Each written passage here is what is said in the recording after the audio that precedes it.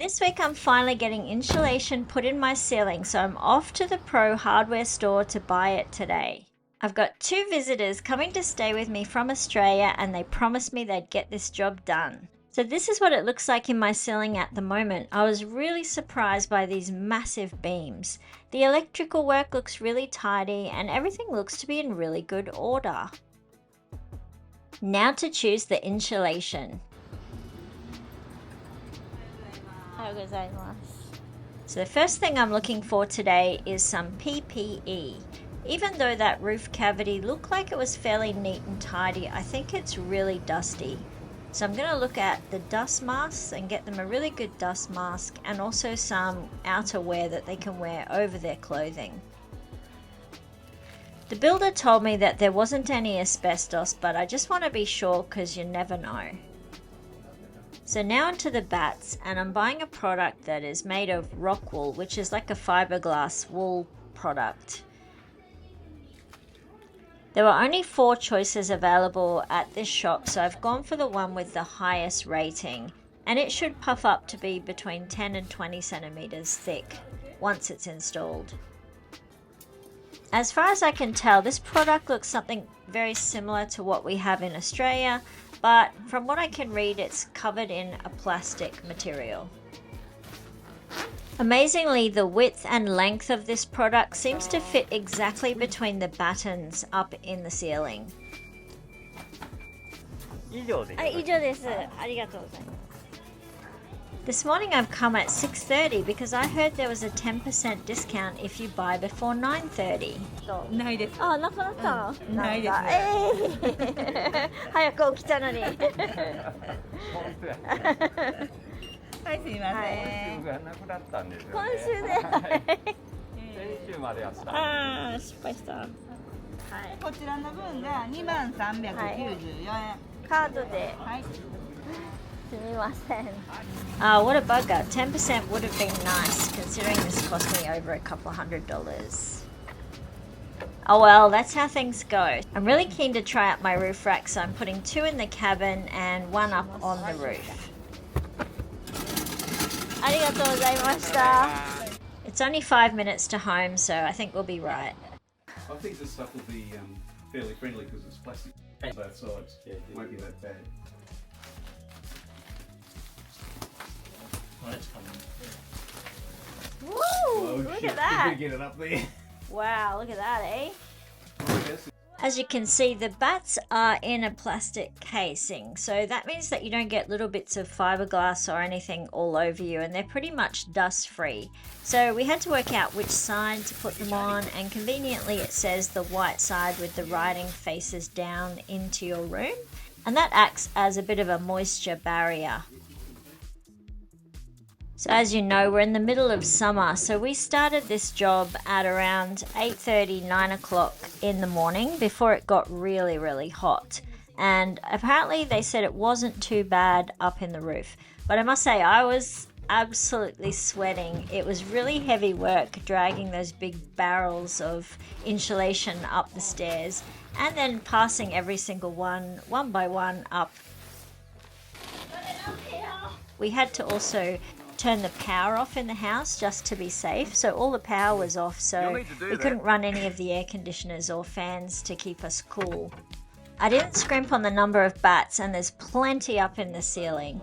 It used to be so hot upstairs, and now I can say it's at least 3 or 4 degrees cooler when you walk up the stairs. You can notice it straight away. So my visitors have gone to Hiroshima, and I'm watching the news about this scary mega quake that they're predicting to come. Every channel is talking about it, so I'm taking this really seriously.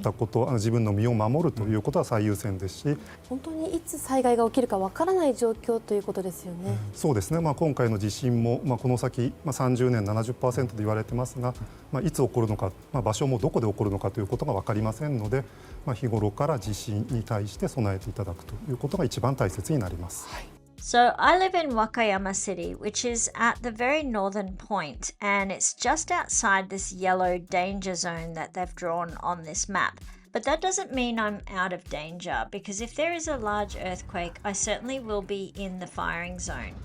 And if it is a mega quake, it's not just the earthquake I've got to look out for, it's the following tsunami that might possibly come. So I have been ignoring this trapdoor that's in my kitchen, and it has a little underfloor storage area, and I've decided I can't ignore it anymore. I'm going to pull it out and give it a clean, something I haven't done yet. So I'm going to give it a big clean, and then I'm going to store all of my emergency food and rations in this location, I think. Up until now I've had them up in a top cupboard, but I think it's really a better location to have them somewhere down low, and that's pretty easy to access. I don't need a chair or anything to get to it. So this preparation is basically for in the event that we do have an earthquake and my house doesn't fall down, but all of the water and power is cut off to our area, and also we're unable to buy food because the shops have sold out. So this is just my scenario that I can stay in the house scenario. We've been told to ration at least 6 litres of water per person, and also has some long life food on stock as well. I recently went out and just bought a little bit of extra kitty litter and cat food just because we've got this fear of this earthquake coming. I thought it just doesn't hurt to have extra things on stock.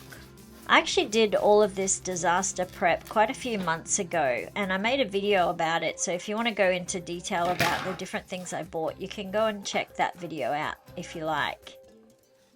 The good thing is I'd already been stocking up on things bit by bit, so I don't need to rush out because I've heard at the moment things are going out of stock really quickly. Every channel on the news at the moment is talking about the Nankai Trough, and they seem to be quite worried about it, so I think that's why people are doing a little bit of extra shopping at the moment, and the stores aren't able to keep up with the demand. I feel a lot happier with keeping my emergency food in this location. It's just a lot more convenient and a lot easier for me to reach.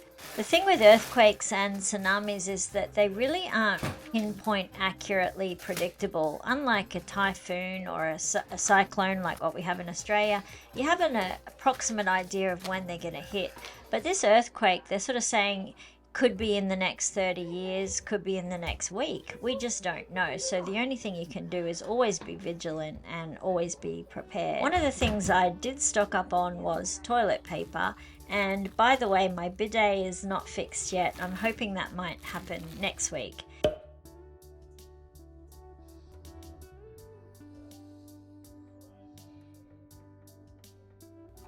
So I did buy extra toilet paper. And one other thing, which is a great tip, which I saw on the TV show, was to just fill your bath half full of water and keep it always at that half full level. If we do get our water services cut off, this will be a great way to bucket flush the toilet. Look, it's here. The tsunami wave height is also a big hot topic at the moment, so I do need to prepare for evacuation. I'm just outside of this map, but I still want to be ready just in case it is a mega earthquake. It's absolutely terrifying, some of the figures and some of the predictions that they've got going on. 恐ろしいのはその速さでして、例えば和歌山串本町ですとわずか2分で到達すると想定されている場所もあるわけですが、やはりこういった地域では特に注意が必要になってきますか？そうですね。So, should I have to make a run for it? I'm using the Wakayama hazard map to tell me the best place to go, and I'm making sure I know which way to go. I also got lots of tips on my last video of different things I should include in my emergency bag. So I'm going through it one more time, going through the tips that a lot of you gave me, and just adding in some extra things that I might need. I've downloaded the hazard map onto my phone as an image, and I've also printed it out. I've also got a clear idea of where I need to go should there be a tsunami. It's about a 40-minute walk, or I could probably get there in 25 minutes on my bicycle.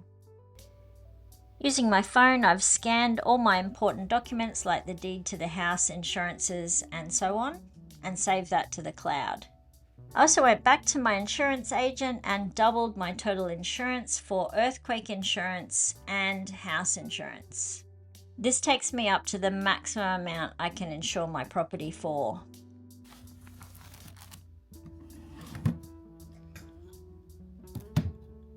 Do you want to learn Japanese? Join my latest course, Advanced Hiragana. Once again, this course comes with your very own workbook to fully solidify everything that you've learned so far.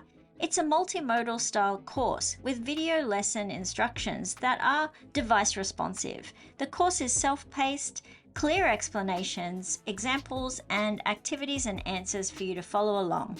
There's also a fun game online challenge app. Don't put it off, join today. Natural disasters are always a little bit scary, so I really just hope that everyone stays safe and does everything they can to get themselves prepared. If you're planning on visiting or living in Japan, make sure you know what to do in the case of a natural disaster. Thanks so much for watching, and I can't wait to see you again next week. See ya!